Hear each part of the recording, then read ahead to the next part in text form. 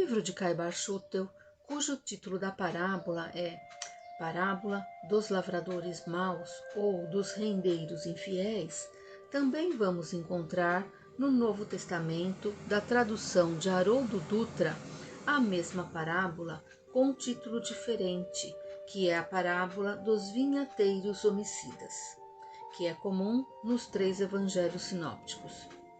Caibar já explorou tão bem a narrativa da parábola. Creio ser desnecessário repetir a sua explicação. Então vamos aqui acrescentar alguns pontos. O contexto desta parábola, esta situação, ela ocorre também naquela semana que antecede a crucificação de Jesus. E com esta parábola, ele faz um chamamento aos sacerdotes para que eles reflitam e percebam que eles estão agindo com prepotência em relação aos ensinamentos do Cristo.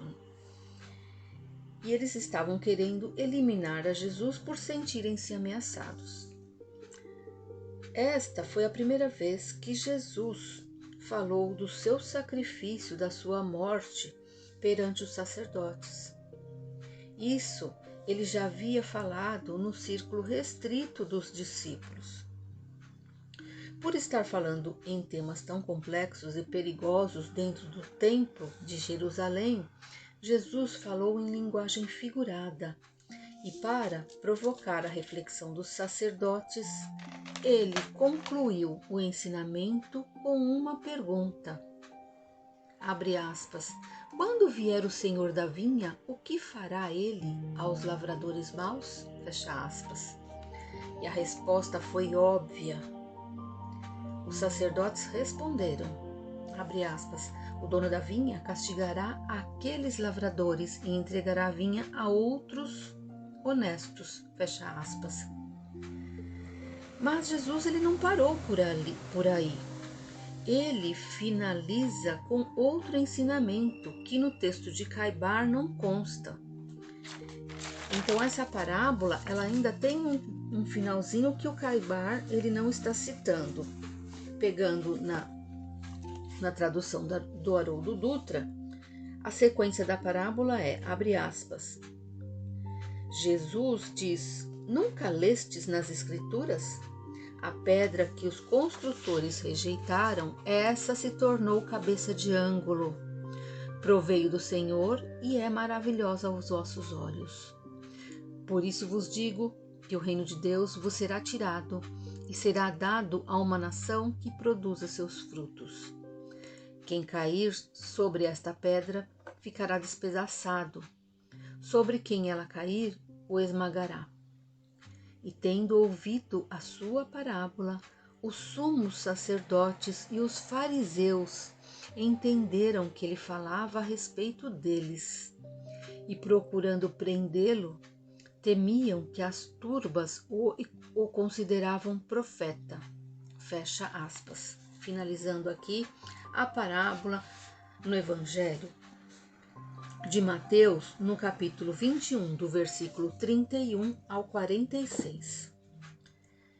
Então Jesus confirmou seu ensinamento utilizando o instrumento de estudo dos sacerdotes, que são as Escrituras Sagradas.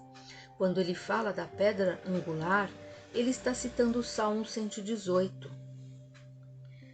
Então nós vamos também aqui observar que na sequência ele continuou citando as Escrituras conforme Isaías, conforme Daniel. E finalmente o mestre afirmou, por isso será tirado de vós o reino de Deus e será dado a um povo que faz fruto deles.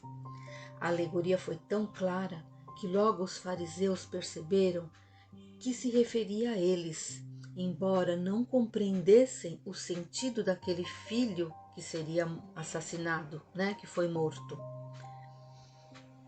Pois jamais aceitariam que fosse Jesus. É muito difícil essa classe sacerdotal de qualquer religião ainda aceitar como enviados aqueles que não fazem parte do grupo.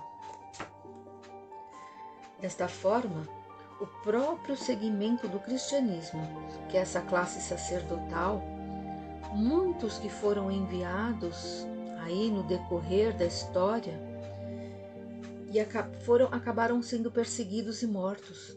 Nós poderíamos citar, entre tantos, mas os mais famosos, como exemplo, Giordano Bruno, o Jan Hus, Jerônimo de Praga e Joana d'Arc. E de acordo com a resposta dada pelos próprios sacerdotes à pergunta de Jesus, o Senhor da vinha entregará a vinha a outros lavradores, que darão muitos frutos. E essa situação, ela está acontecendo agora. Então, com muita frequência neste período de transição, onde estão vindo muitos, estão sendo enviados muitos para restabelecer todas as coisas.